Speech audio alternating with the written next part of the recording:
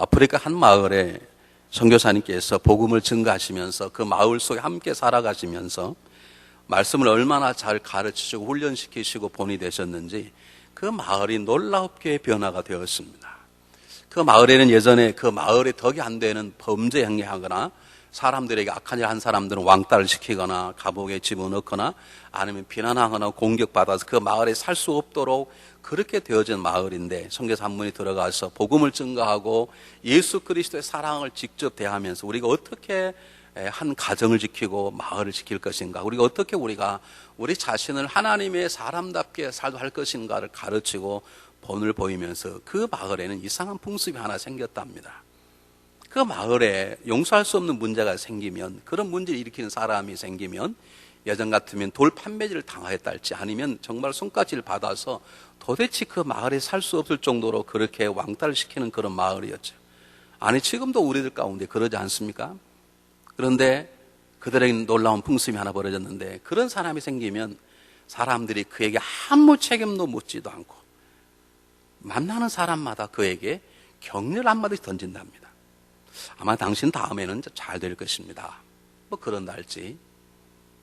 그리고 그 사람이 아무리 죄를 저지다 하더라도 사람이 아무리 죄인이라고 완벽한 죄인은 없지 않습니까? 사람이 아무리 훌륭하다고 완전한 훌륭한 사람은 없지 않습니까? 그럼 그에게 좋은 점들이 있고 예전에 좋았던 일들이 있으면 찾아가서 다 옛날에 참 이런 좋은 일 했지, 의도적으로 문제 있는 사람들이 찾아가 의도적으로 한마디씩 그를 격려하고 아름다운 얘기를 하고 소망의 칭찬을 던지기 시작했답니다.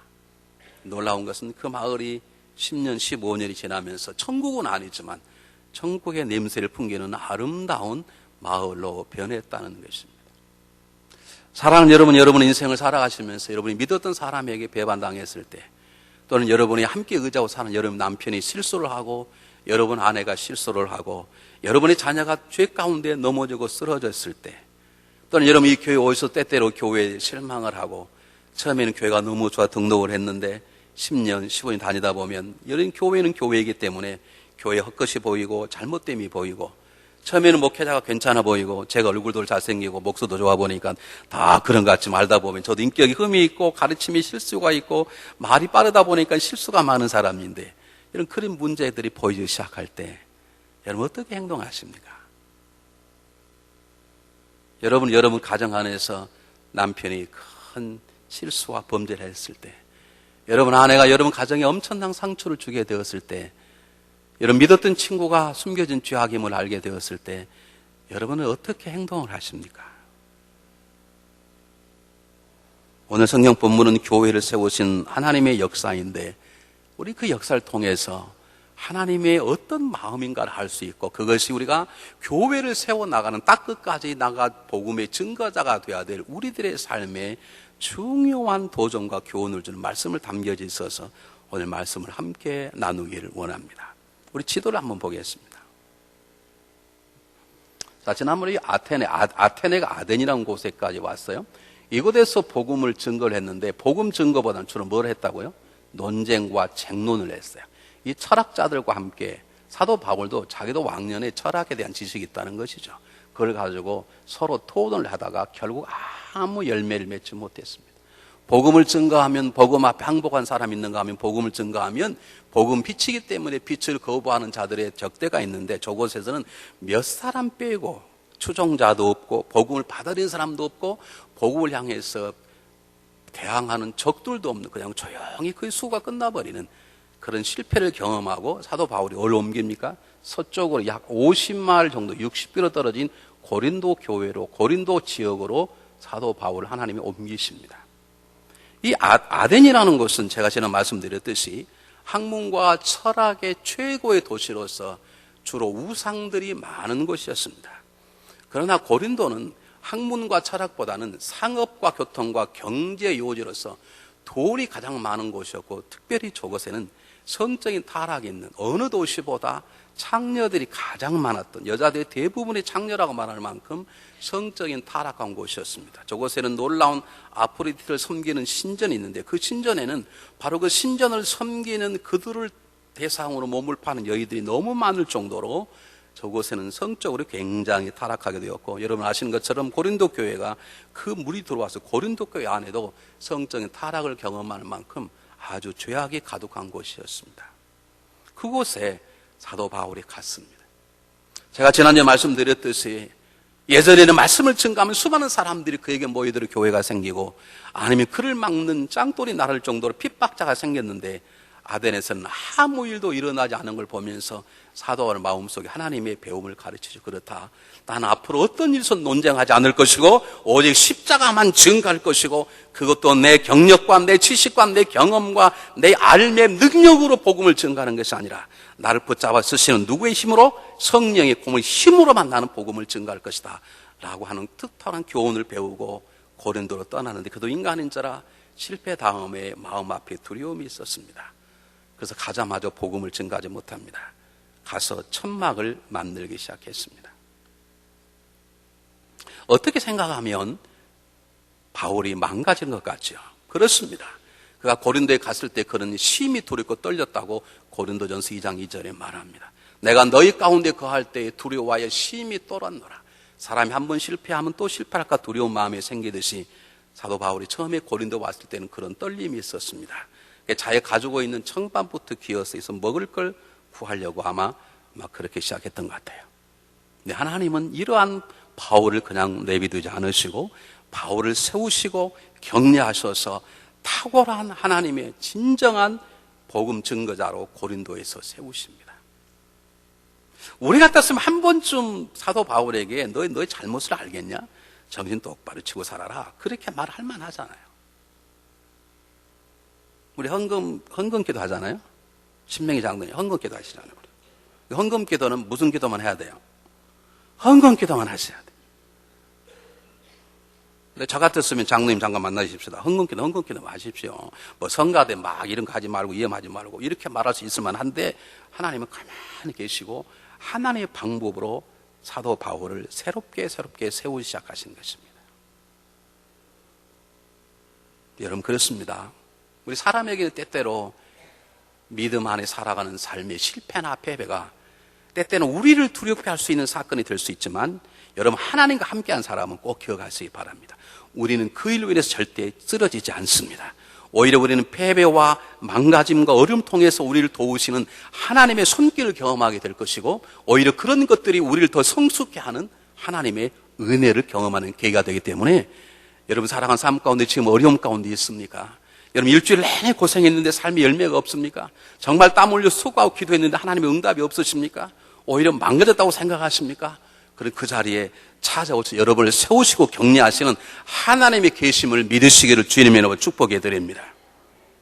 하나님은 쓰러지고 넘어진 자의 자리에 오셔서 오히려 그 자리에 그를 통해서 하나님은 그 기회를 통해 그를 더 겸손케 하고 더 성숙케 하시는 하나님의 종도로 세우시기 때문에, 어쩌면 우리들에게는 패배와 때때로 당하는 난감한 실패가 우리에게는 우리를 새롭게 세우는 가장 좋은 명약이 보약이 될 수 있음을 놓쳐서는 안 됩니다. 우린 성경을 잘 아시는 목장 아시죠? 형들에게 배반받아서 노예가 돼버린 자리에 낙망했던 요셉을 하나님은 그냥 두지 않고 찾아가셔서 그를 돕습니다. 성추행이 나는 억울한 누명을 쓰고 죽음의 감옥에 갇혔던 요셉을 하나님 찾아가셔서 그의 마음을 지켜주십니다. 요즘 세상 사람처럼 쉽게 자살하지 않도록 그의 마음을 지켜주시고, 그리고 때가 되면 그를 애굽의 지도자로 세워주십니다. 모세는 어떻습니까? 모세는 살인자입니다. 그가 성격이 얼마나 급했으면 사람을 때려서 죽입니까? 그런 살인자의 꼬리표를 달고 광야에서 40년 동안 묶여서 아무것도 못하는 가장 무능한 자리에 섰을 때, 하나님 그곳에 와서서 그의 살인자는 꼬리표를 띄고 이스라엘의 지도자로 그를 다시 세워주셨습니다. 예수님 어떤 분이십니까? 부활을 가신 예수님, 능력 예수님을 알지 못한 채 출행낭을 쳐서 우리 이제 예수님을 버렸으니 돈이나 벌고 살자고 전형의 그물을 던지며 돈을 꿈꾸었던 그 빈 그물을 채워주시고, 그리고 그들을 다시 예수 그리스도의 위대하고 자랑스러운 제자의 자리에 서도록 회복시켜 주십니다. 이게 하나님의 방법입니다. 이게 하나님의 마음입니다.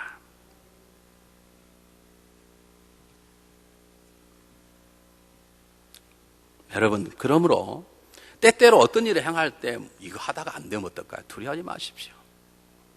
실패를 두려워해서 아무것도 안 하는 안전보다는 시도한 후에 실패가 훨씬 낫습니다.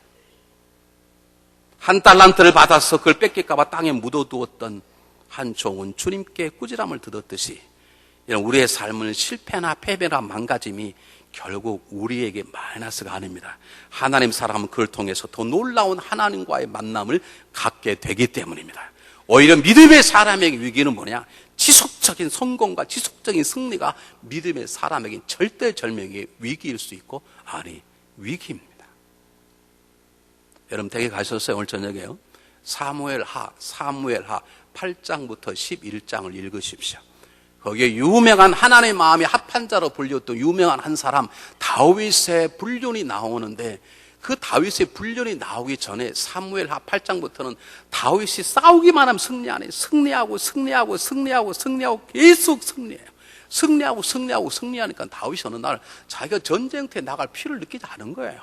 예전에는 장군들은 이스라엘 장군 나를 따르라 앞장을 섰는데 계속 승리하다 보니까 이제는 전쟁에 무관심하게 되어서 다른 자기 부하들 전쟁터에 보내고 자기는 대낮 낮잠을 자다가 밧세바의 유혹 속에 넘어지고 맙니다. 다윗에게 계속되었던 승리가 다윗이 쓰러지게 되는 계기가 된 것을 여러분 잊어서는 안 됩니다. 요즘 참 어려운 시절입니다. 경제적으로 어렵고 여러 가지로 어렵습니다. 어떻게 사는 게 올바른 것인지 모를 정도로 어려운 시대에 때때로 우리 넘어질 수 있습니다. 사업이 안 될 수 있습니다. 사람들에게 어려움 당할 수 있습니다. 여러분 그럴 때 꼭 기억하십시오. 여러분 가까이 찾아오셔서 여러분을 회복시켜주기를 원하시는 하나님, 여러분의 그 쓰디쓴 아픔의 자리를 더 성숙한 자리로 바꿔주시는 하나님을 붙잡으시고 그분에게 초점하시기를 바랍니다. 한번 보실까요? 오늘 하나님께서 어떻게 이렇게 패배의 경험을 통해서 두려워 떨고 있었던 바울을 하나님이 어떻게 회복시켜 주시는가? 크게 두 가지입니다. 하나는 사람을 통해서고 하나는 하나님의 직접적인 말씀을 통해서입니다. 오늘 성경 본문에 한번 읽어보겠습니다. 2절에 가보면 아굴라라는 본도에서 난 유대인 하나가 하나를 만나니 글라우디오가 모든 유대를 명하여 로마에서 떠나라는 거로 그가 안에 브리스길라와 함께 이달리아로부터 새로 온지라 바울이 그들에게 감해 업이 같음을 함께 거하여 그랬습니다. 바울이 가서 천막을 만들고 있는 가운데 천막을 만들면서 그리고 회당에만 안식일 갔던 하루 종일 온종일 일주일 내내 복음을 증가하는 풀타임 사역에서 이제 하프타임 사역으로 사역을 줄이고 그리고 먹고 살아야 되니까 장막을 만드는, 원래 타고 있는 기술 장막을 만드는 일을 했는데 보니까 아마 제 생각은 그럴 거예요. 장막을 만들려니까 천을 사러 시장에 갔을 것이고 바늘을 하려고 시도 사러 갔을 거예요. 가다 보니까 그거 누가 와서 사는데 알고 통성하다 보니까 같은 유대 사람인 거예요. 직업도 같죠. 고향도 같죠. 그래서 이들이 만나서 함께 살아가는데 우리가 할 수 있는 것은 이들이 고향이 같고 직업이 같았기 때문에 가까워진 것이 아닙니다. 여러분 성경을 보면 이곳에서 열심히 함께 사역을 하고 에베소까지 같이 갑니다. 이 가정 부부가. 그리고 그곳에 사도 바울이 이 아굴라와 브리스길라 가정을 로마로 보냅니다. 그 로마에서 사역을 하다가 하나님께 다시 에베소를 보내서 그곳에서 바울과 함께 놀라운 하나님의 사역을 하게 됩니다. 하나님은 두려워 떨고 어쩔 줄 모르는 바울에게 좋은 동양의 친구, 같은 직업의 사람을 주셔서 하나님의 사역을 함께 하도록 붙잡아 주신 것입니다. 이 아굴라와 브리스길라가 얼마나 위대하고 귀한 사람이었는가. 사도 바울 로마에 있는 성도들이 편지 쓰면서 로마 16장에 이렇게 소개합니다. 함께 보겠습니다. 한번 읽어보겠습니다. 시작. 너희가 그리스도 예수 안에서 나의 동역자들인 브리스가와 아굴라에게 문안하라. 저희는 내 목숨을 위하여 자기의 목이라도 내어놓았느니 나뿐 아니라 이방인의 모든 교회도 저에게 감사하느니라. 사도 바울이 로마 교회에 편지하기를 그곳에 있는 아굴라와 브리스길라 부부에게 문안하라. 그는 나의 목숨을 위해서, 나를 위해서 자기의 목숨까지 내놓을 정도로 충성하여 나의 동역자라고 말하는 것이죠. 사랑하는 여러분, 달라스에 와서 이렇게 서로 만나는 사람들이 있잖아요. 골프 치다가 만나는 사람들이죠. 어떻게 하다 보면 혼자 치고 왔는데 혼자니까 없는데 자리 하나 비었어. 그래서 타다 보니까 통성하다 보니까 이야 이거 다 고향이고 고향에 손을 메고 그러네. 그리고 골프 친구가 되신 적이 있죠. 여러분 그 만남이 그렇게 시작됐다 하더라도 그 만남이 그 조그마한 공동체가 하나님의 사역을 위한 공동체로 묶이지 아니하면 그 만남은 어떻게 변질될 수 있습니다. 여러분, 우연히 지나가다가 서로 눈이 많이 사랑하신 분 계시죠? 그리고 결혼하신 분 계시죠? 다 지금 혼자 사신 분만 계십니까? 다 결혼하셨죠? 그렇죠? 근데 여러분이 그렇게 만나고 결혼을 했는데 그 두 사람의 사랑이, 두 사람이 부부의 만남이, 그를 만나게 하신 하나님이 주신 어떤 사역의 두 부부가 함께 쓰임받지 못하면 그 만남에 위기가 올 수 있습니다. 그러므로 여러분의 만남을 하나님의 사역과 묶으시기를 바랍니다. 아굴라가 어떻게 만나게 됐는데 성경 본문은 바울이 그들에게 갔다 그러는데 다른 것은 발견했다 그러고 다른 거 찾아갔다 그러니까 어떻게 만나게 알 수가 없고요. 이 아굴라와 브리스길라 부부가 언제 복을 갖게 됐는지 알 수 없습니다. 그러나 이 둘의 만남이 사도 바울로 하여금 복음을 증가하는 데 힘을 갖게 하고 그리고 평생 한 사역에 일할 수 있는 놀라운 동역자와의 만남을 갖게 하는 것입니다. 두 번째, 누구를 만나게 했나요? 하나님께서 실라와 디모데를 만나게 하셨습니다. 여러분, 디모데나 실라는 처음 만난 사람이 아니면 이미 동역자로 출발한 사람들입니다. 그 사람이 오니까 브루스일과 아굴라도 굉장히 중요하지만 함께 사역했던 사람이 만나니까 신이 난 거예요. 그때부터 사도 바울의 삶이 변화되기 시작했습니다. 자, 하나를 제가 말씀하고 넘어가겠습니다. 하나님은 하나님의 사람들을 격려하고 세우는데 하나님, 특히 쓰러지거나 넘어진 사람들 하나님이 세우실 때 하나님의 방법은 무엇인가? 하나님은 하나님의 사람을 통해서 사람들을 세우시고 격려하시고 위로하시고 치료하십니다. 우리가 모든 사람들을 귀하게 여겨야 될 이유가 있습니다. 여러분들은 어떤 분이십니까? 여러분이 쓰러지고 넘어졌을 때, 정말 아파할 때, 마른 상처로 씨름할 때 하나님이 보내셔서 여러분을 위로해 주시고 여러분 넘어진 자리에서 격려 다시 일어나게 하시고 다시 걷게 하시도록 보내주시는 하나님의 사람이 여러분 주변에 있습니까? 같이 개하는 사람 말고, 같이 골프 치는 골프 친구들 말고, 하나님이 준비하셨다가 내가 쓰러졌을 때, 내가 보면서 안 될 죄악 가운데 뒹굴었을 때 손가락질하지 않고 비난하지 않고 몽땅 덮어씌우지 않고 찾아와서 하나님처럼 너 왜 이랬냐고 물지 않고 그래서 격려하고 다시 일어나도록 세워주고 하나님의 말씀을 주고 조용히 눈물로 기도하고 그렇게 나를 세워주고 지켜주는 하나님의 보내신 하나님의 위로, 하나님의 격려, 하나님의 도움의 사람이 있습니까? 이 동네는 아멘 안 하는 이유가 뭐예요? 제가 또 하나 물을게요. 여러분은 누군가를 위해서 하나님의 사용하신 하나님의 위로와 하나님의 격려와 하나님의 세우심의 도구이십니까? 둘 중에 하나가 다 되셔야 돼요. 둘이 다면 좋지만 하나님은 정확히 우리를 보시기 때문에 내가 누구를 격려할 만한 수준의 믿음이 아니면 그분은 내 주변에 나를 세우고 나를 쓰러졌을 때, 내가 실패할 때, 내가 좌절해서 기도를 할까 말까, 내가 교회를 다닐까 말까 그럴 때 나로 하여금 나를 괜찮다고 격려하고 세우시다. 내가 너무 망가진 인생에 살서 확 그냥 죽어버리고 싶을 때, 요즘 한국에 얼마나 많은 사람이 죽습니까? 아니야, 죽는 게 아니야, 살아야 돼. 너는 아직도 살만한 가치가 있어. 하나님이 보내주신 사람을 내 주변에 붙여주게 돼 있고 하나님 보시기에 내가 성숙하고 성장하게 돼 있으면 하나님은 나를 통해서 누군가를 세우시는 그분의 도구로 쓰시는 것이에요. 여러분은 어떤 사람이십니까?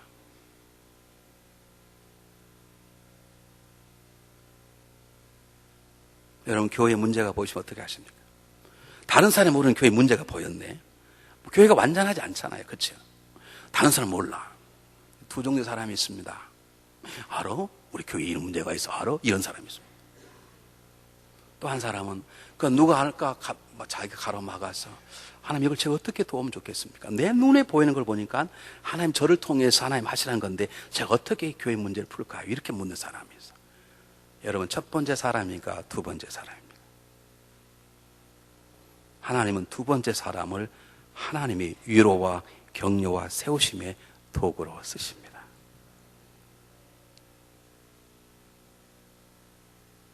하나님은 하나님의 사람이 쓰러져 있을 때, 하나님은 하나님의 백성이 넘어져 있을 때, 세상 사람 비난하고 예수쟁이들이 다 한다고 나무라고 수많은 돌팔매를 다 했어. 뭐 기독교인이 아니고 뭐 개독인이라고요. 뭐 요즘 그러대요. 지난번에 진윤권 씨라고 하는 한국의 뭐 농객이라 그러죠. 그분의 방송, 그분이 기독교 단체에 와서 기독교를 냅다 들이깠어. 신문에서 이야 대단하다 그런. 제가 보니까 그분은 완전히 하수예요. 내가 왜 하수인지 하나만 말씀하고 넘어가겠습니다. 그분이 기독교 어떻게 판단? 기독교 잘못됐다는 게 어떻게 잘못됐냐? 어떤 아주머니 하나가 이렇게 말하더라. 그러니까 기독교 잘못됐더라. 그게 말이 됩니까? 그게? 어떻게 한 여인의 이름도 모르는 지나가다가 택시 안에 만난 한 여인의 이 얘기를 듣고 그 여인이 이렇게 대답하더라. 아프가니스탄에서 사람들이 2명은 죽었지만 나머지는 구출을 받았는데 그게 그들이 믿음이 있었기 때문에 2명이 희생당하고 그들이 믿음으로 구출을 받았다 그러더라는 거죠. 한국 정부에서 구원했다는 말을 뺐다는 거죠. 그러므로 기독교는 몽땅 틀려먹었다. 그 여자가 틀릴 수 있죠. 그러나 그렇게 말하면 안 되죠. 한국의 유명한 농객이라는 사람.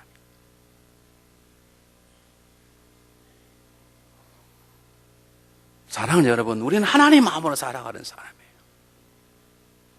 지금 하나님께서 바울을 어떻게 세워나가를 보시고 그 마음으로 우리 가정을 세워나가셔야 되고 그 마음으로 우리 교회를 세워나가야 되고 함께 살아가는 이 사회를 세워나가야 되는 것이죠.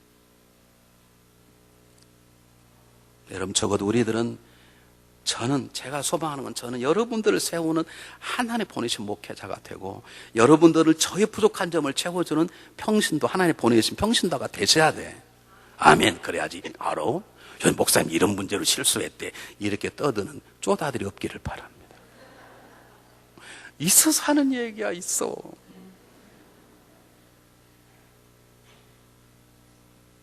저는 괜찮아요, 여러분. 저는 괜찮다니까요. 요거도 뭐고도. 제가 다 그런 사람인데요. 제가 옷을 깨끗이 입고 이렇게 얼굴이 잘생겨서 그렇지.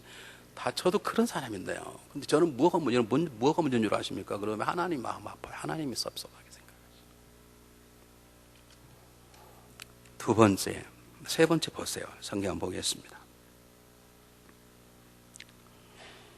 5절 한번 보겠습니다. 실라와 디모데가 마게도냐로 내려오매 바울이 하나님의 말씀에 붙잡혀 유대인들에게 예수는 그리스도를 밝힐 지는가하니 두려워 심히 떨던 바울. 그래서 풀타임으로 복음을 증가하는 그가 하프타임으로 복음을 증가하기 시작했는데 바울과 실라와 디모데는 다음부터 더 힘을 얻어서 이제는 천군만마를 거두는 것처럼 이제는 오른쪽에는 아굴라와 브리스길라요, 왼쪽에는 실라와 팀을 얻다 보니까 이제 바울이 정신을 똑바로 차리게 됐다는 것이죠. 그 표현이 뭐냐? 바울이 하나님의 말씀에 붙잡혀서 그랬습니다. 이걸 우리 번역을 그냥 읽으시면 하나님의 마음에 감동이 되어서 그렇게 해석하기 쉽습니다. 그 말이 아닙니다, 여러분. 죄송하지만 바울이 하나님의 마음에 감동이 되어서가 아니에요. 성경 본문은 하나님의 마음에 감동이 되어서 유대인들 예수의 증거하느라 그 말이야. 그래, 여러분 앞도 문장 이상하잖아요. 사도 바울이 무슨 하나님의 마음의 말씀에 감동을 받아가 예수를 증거했겠어요?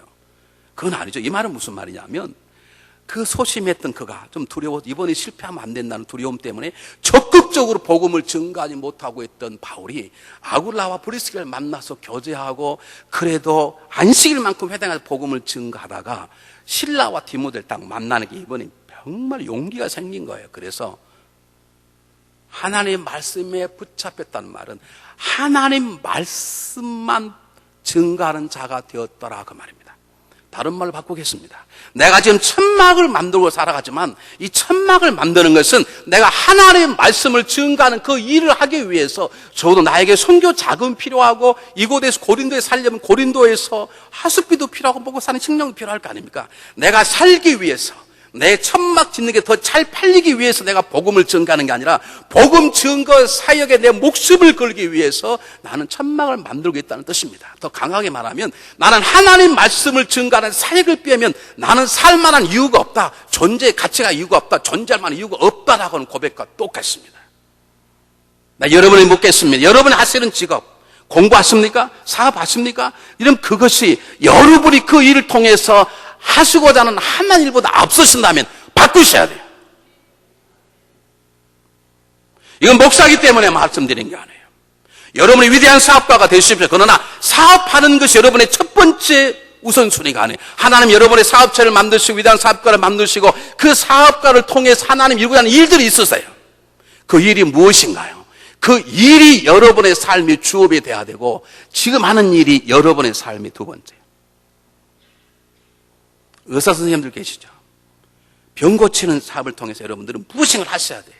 의사하는 그 자체가 하나님 어떤 일에 세컨더리가 돼야 되지, 그게 퍼스트가 되어야 하는데, 여러분의 사업체가 여러분의 병원이 잘 되기 위해서 여러분이 수술만 하면 환자가 살아나고 약만 처분하면 막 사람 다 낫고 그래서 막 더 유명한 의사가 되고 더 부자가 되고 그러면서 하나님을 믿습니까? 아니면 하나님의 사람들을 살리기 위해서 내가 정말 열심히 준비해서 하나님의 백성들에게 살리고 그들에게 기회가 된 복음을 증거하겠다, 그리고 여러분 의술을 키우십니까? 어떤 것이 먼저입니까? 어떤 것이 먼저, 여러분이 무엇이 붙잡혀 있습니까? 여러분이 아무리 찬양을 하고 기도를 한다 할지라도 여러분의 삶의 우선순위가 뒤바뀌면 여러분 그것에 붙잡혀 있는 것이죠. 내가 이름의 사도신경을 고백하고 주일날 예배 드리고 예배 능숙한 자가 되어서 손 들고 찬양하고 눈을 주고 별짓을 다 한다 할더라도 여러분이 하나님이 주신 일, 하나님이 주신 하나님의 사역이 여러분 삶 가운데 먼저가 아니시면 여러분은 지금 하는 일에 붙잡혀 있는 것이죠. 여러분은 무엇에 붙잡혀 계십니까?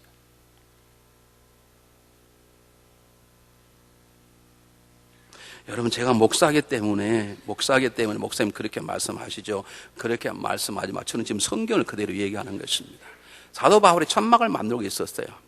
천막을 지금도 만들고 있는 거죠. 그래도 성경은 지금 성령의 감동으로 사도 바울의 마음을 그대로 증가하고 있는 거예요. 사도 바울이 천막을 만들지만 그런 먹고 살기 위해서 복음을 증가하는 것이 아니라, 여러분 제가 먹고 살기 위해서 설교하면 여러분 좋겠습니까? 하면 설교하고 사는 게 좋겠습니까?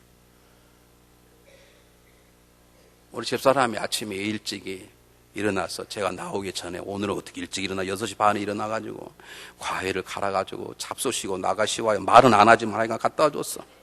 나는 말하고 줬으면 좋겠는데 우리 집사람 평생 그럴 줄 몰라. 그냥 조용히 먹으려면 먹고 말라면 말을 갖다 놔.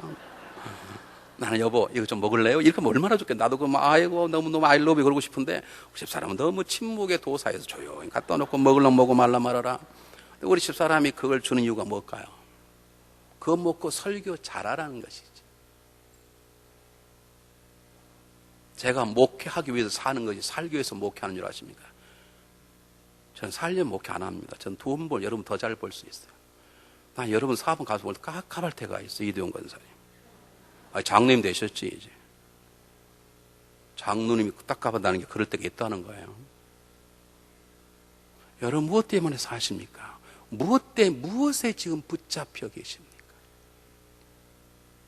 여러분의 사업이 무가차단 말이 아닙니다. 여러분이 공부하는 것이 무가차단 말이 아닙니다. 그 굉장히 중요해요. 그러나 그것을 허락하신 하나님께서 그 일을 통해서 이루고자 하는 첫 번째 일이 있어요. 사도 바울은 복음이 증거였어요. 사도 바울은 천막을 깃고 있지만 천막 깃는 일에 붙잡혀 있지 않고 그는 하나님의 복음을 증거하는 일에 붙잡혀 있었다라고 하는 거예요. 삶의 우선순위를 정확히 알고 있는 것입니다. 여러분이 이 하나님의 붙잡힌 바된 사익 붙잡히 않으면 아무리 돈을 많이 벌어도 여러분 마음에는 행복감이 없습니다. 만족감이 없을 것입니다. 그래서 더 벌려고 더 날뛸지도 모르죠. 여러분이 세상에 아무리 부유한 걸 가지고 있다 할지라도, 여러분이 세상의 명예와 영광스러운 소유가 한다 할지라도, 여러분이 그걸 통해서 하나님이 이루고자 하는 일들에 묶여있지 않는다면 여러분 인생은 때가 되면 허무한 것이죠. 세상을 떠날 때 땅을 치며 통과할 수 있는 것입니다. 왜냐하면 우리들은 하나님의 일에 쓰임받도록 새롭게 만들어진 하나님의 자녀들이기 때문에 그렇습니다.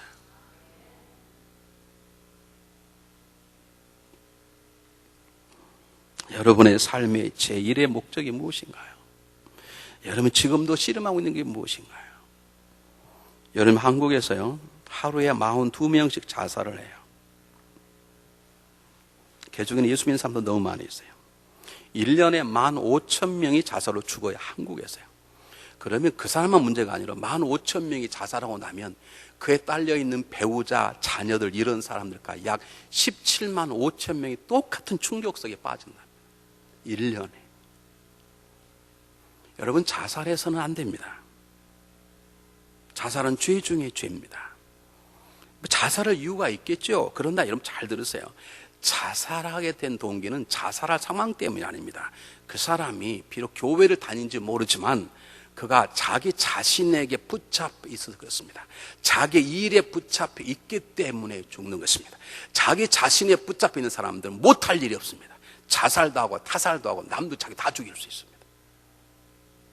하나님의 일에 붙잡힌 사람만이 내 마음대로 사는 것이 아니야. 내가 죽고 싶어도 못 죽는 것이죠. 왜? 내 인생의 삶을 하나님 붙잡고 있기 때문에 우리는 하나님의 계획대로 하나님의 말씀대로 살아가는 것 때문에 우리는 마음대로 할 수 없는 것이죠. 내가 내 자신에게 붙잡혀 있으니까 내 마음대로 하는 거야. 죽을 수도 있고 죽일 수도 있고. 여러분 지금 무엇에 붙잡혀 있습니까? 정말 하나님의 말씀에 하나님신 일에 붙잡혀 있습니까? 그리고 그 다음이 사업이고 공부고 가르침이고 정치고 그러는 것입니다. 하나님이 지금 바울을 손대시면서 우리에게 물으십니다. 너는 무엇에 붙잡혀 있느냐?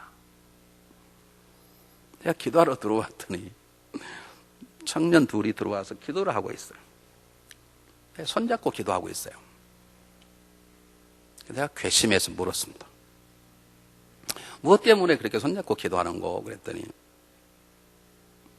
우리들의 사랑이 깨지지 않고 잘대로 기도했습니다.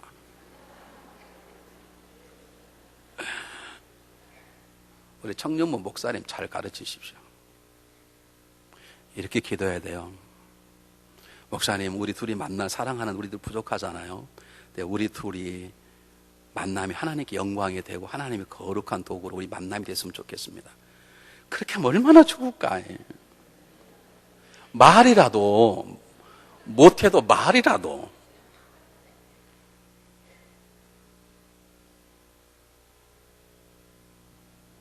여러분 하나님이 주신 일에 붙잡혀 있는 사람은 말이라도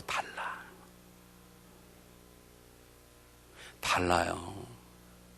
하나님 우리에게 말씀하시는 거예요. 너는 지금 무엇에 붙잡혀 있냐?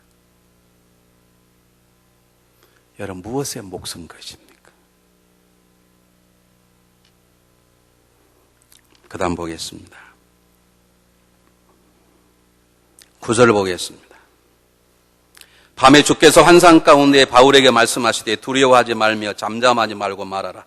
내가 너와 함께 있으며 아무 사람도 너를 대적하여 해롭게 할 자가 없을 것이니 이는 이 성중에 내 백성이 많음이 아시더라. 저는 이 본문을 읽을 때마다 감사하고 저는 이것 때문에 제가 목회하고 이것 때문에 제가 설교 자리에 섭니다. 우리 같으면 그냥 한 번쯤 나무랄 수 있잖아요. 너 이렇게 하면 되겠냐? 앞으로 절대 그러지 마라. 그런데 하나님은 절대 그렇게 묻지 않으세요. 우리 주님도 묻지 않아요. 가늠을 잡혀온 여인에게 너 정신 있냐? 앞으로 똑바로 차려 이렇게 말하지 않고 너 정죄한 자가 있냐? 이렇게 물어보고 그 대신에 다음부터 죄지지 말라. 이게 하나님의 방법이거든요. 제가 얼마나 많은 잘못을 했겠습니까? 이 교회에 와서. 제가 이 교회 21년째인데 생각해 보면 잘한 것도 있어요. 근데 못한 게 훨씬 많아요.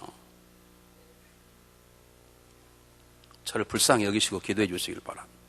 그런데 그분 때문에 교회가 되는 거예요. 그분 때문에. 그분이 어떻게 한 줄 아세요? 바울아, 너는 너의 실수를 아느냐? 묻지 않아요. 너 왜 이렇게 두려워하고 있냐? 묻지 않아요. 두려워 말아라. 내가 너와 함께 할 것이다. 내가 너를 함께하니 누가 너를 대적한다 할지라도 넌 절대 해받지 않을 것이니라. 그러니 잠잠하지 말고 말하라. 이 성에 내 백성이 많으니라. 여러분 하나님 여러분과 함께 하심을 믿으시길 바랍니다. 함께하면 그냥 구경하시는 게 아니에요. 지켜보시는 게 아니에요. 기다렸다가 잘못하면 맴매하려고 보시는 게 아니에요. 하나님 우리를 격려하시고 세우시기 위해서 다 아시면서도 모르는 것처럼 말씀하시는 거예요.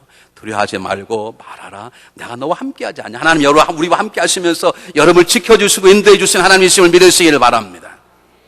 근데 그분의 말씀 가운데 오늘 제가 강조하는 건 이 도시에 내 성이 내 백성이 많다는 거예요.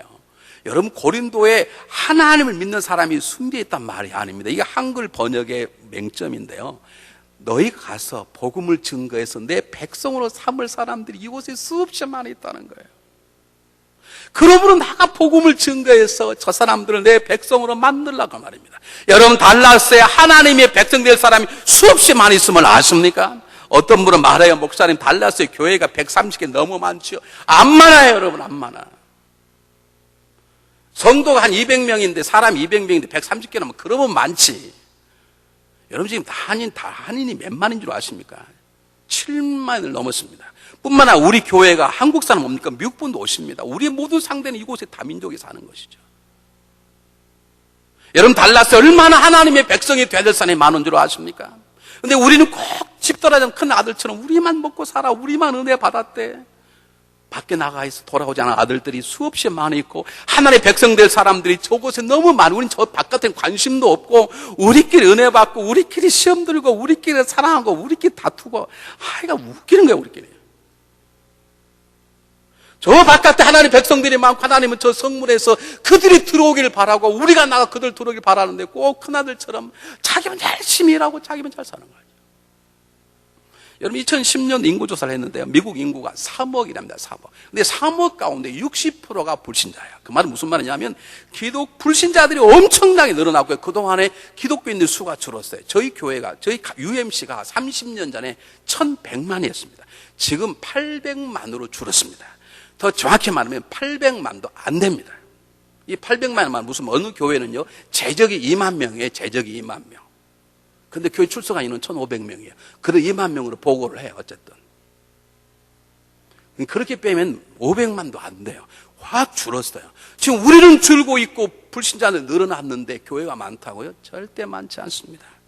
미국의 유명한 학자인 로저 그린웨이라는 사람과 티모디 만스마라고 하는 사람이 도시들이라는 책을 썼어요. 뉴 프론티어, 미션 뉴 프론티어라는 책을 썼는데, 지금 가장 땅끝이 어딘가? 지금 땅끝이 미국이라는 것이죠. 왜냐? 수많은 이민자들이 지금도 미국으로 모여오고, 특별히 도시로 모여올 때문에, 도시에가 불신자들이 가장 많이 살고, 도시에 수많은 종족과 민족이 살기 때문에 지금 우리가 가야 될 곳은 다른 곳이 아니라 미국의 도시다. 그렇게 말했습니다. 저는 유명한 말이라고 생각합니다. 그래서 저희 한은연합감리교회 총회에서 2008년도에 2020년도까지 1000개의 교회를 만들자. 지금 우리가 지금 한 330개의 교회입니다. 그러니까 한 700교회를 더 세우자. 이런 교회가 아니라, 이런 교회도 있지만, 만약에 캠퍼스 미니스트리에서 우리 교회에서 부교육자를 보내서 일주일에 한 번씩 대학생들 모아 성령 공부하는 소그룹이 있다면, 그런 소그룹까지 포함해서 1000개의 교회를 세우자. 그래서 목사들을 잘 훈련해서 개척교 할 사람 목사는 우리 조낙구 목사 같은 분들을 키우고, 그리고 우리들이 재정을 서포트하자. 그래서 운동을 벌려 어떻게 하느냐? 자, 여러분들에게 주보함에 다 나누는데 그걸 잘 보시길 바랍니다. 이게 여기에 보면 다 어떻게 하는 게 나와 있습니다. 그리고 구체적으로 그들을 돕는 게 펀드인데요, 재정이 중요하지 않습니까? 목회자는 무조건 1%를 띱니다. 제 생활비 1년 예산의 1%를 띄어요. 저는 벌써 보냈어요. 그리고 평신도들 가운데 이 일에 동참하기를 원하시는 분들은 작정을 씁니다. 그러면 여러분 평신도님들은 하루에 1불씩 헌금을 해요. 그러면 1년에 약 360불 되겠죠. 지금 우리가 3만 명인데요. 예를 들면 우리 KUMC가 3만 명인데, 10,000명만 이 운동에 동참한다면 1년에 이 개척교를 모은 돈이 300만 불 되죠. 그러면 못할 일이 없습니다. 이 운동을 하자는 것입니다. KUMC 한인연합감리의 수를 늘리자는 숫자 노름하자는 게 아닙니다. 이 도성에 내 백성이 많던 하나님의 음성에 순종하자는 것입니다. 지금도 죽어가는 수많은 사람이 있는데, 우리끼리 부흥한다고 좋다고 놀다 가지 말고 밖에 나가서 저 내 백성이 많다고 하나님 말씀 가지고 정말 백성에 대한 사람 찾아가서 복음을 증가하는, 그래서 교회를 세우고 그곳 새로운 거점도 하자는 것이죠. 2008년 시작된 건 저에게는 하지 않았습니다. 3년 동안 준비해서 올해 처음으로 우리가 북부중앙교회를 내보냈어요. 50명 내보내는데 지금 70명 모입니다. 지난주에 우리 교회 여러분 창립 예배 때 그런 헌금을 모아서 우리 조낙훈 목사님 10망용 자동차 한 대를 사서 보냈습니다. 적극적으로 서포트해서 그 교회가 또 그 지역교회를 섬기는 교회를 또 하나 만들 수 있도록 하는 것입니다. 이것이 우리가 1000개 운동에 우리 교회가 지금 첫 번째로 실시한 것이에요. 사랑하는 여러분 가운데 나는 너무 연약해서 아무것도 도울 수 없어, 그러면 기도만 하십시오. 여러분 주보하면 1000개를 위한 기도문이 나눠져 있습니다. 여기에도 기도문이 기록되어 있습니다. 그러나 여러분 가운데 나는 좀 힘이 있다고 생각되시는 분들이 계시면 나는 적어도 1,000개 운동을 1년 해야 되겠다 하시고 작정하시고 일부씩 내어주시면 우리는 그것을 모아서 교회를 세우는 가장 중요한 하나님의 도구로 쓰일 것입니다. 여러분 오늘 여러분 보셨습니까? 앞에 후드가 바꿔졌습니다. 빨간색이 뭘 표시하나요? 성령 강림절입니다. 오늘이. 여러분 성령의 역사라는 것은 하나님을 모르는 사람, 예수를 모르는 사람이 눈을 열어서 예수를 내 삶의 구주로 고백하게 하고 그래서 구원받게 한 다음에 구원받은 우리들이 예수 그리스도를 닮아가도록 성화의 삶을 만들어 나가는 게 성령님의 가장 중요한 메인 잡입니다. 근데 우리가 잊어서는 안 될 사건이 있습니다. 이미 우리가 보았지만 사도행전 2장에 성령이 집단적으로 역사했습니다. 그걸 성령 강림절이라고 하죠. 그 성령 강림절을 기념하는 게 오늘 주일입니다. 이 성령 강림의 놀라운 사건은 한 사람의 구원받는 사람들 모아서 그 모인 사람들이 땅끝까지 가게 하는 선교 공동체를 만드는 작업, 그것이 성령의 가장 중요한 역사입니다. 그래서 지금도 사역하는 저 지역에, 저 땅끝에서는 지금도 성령의 놀라운 역사가 벌어지고 있어요. 사랑하는 여러분, 하나님 우리에게 말씀하십니다. 너는 쓰러진 자를 세워라. 너희 안에 쓰러지고 넘어진 자를 세워라. 그 사람을 위로하라, 격려하라. 내 복음을 통해서 저 바깥에 죽어있는 사람을 살려 내 백성으로 만들라. 두려워하지 말고 잠잠하지 말고 입을 열어 그들에게 복음을 증가하여 내 백성이 되게 하라. 하나님의 음성입니다. 들을 게 있는 자는 들으시고 순종하시기를 주의 이름으로 축복합니다. 기도하겠습니다.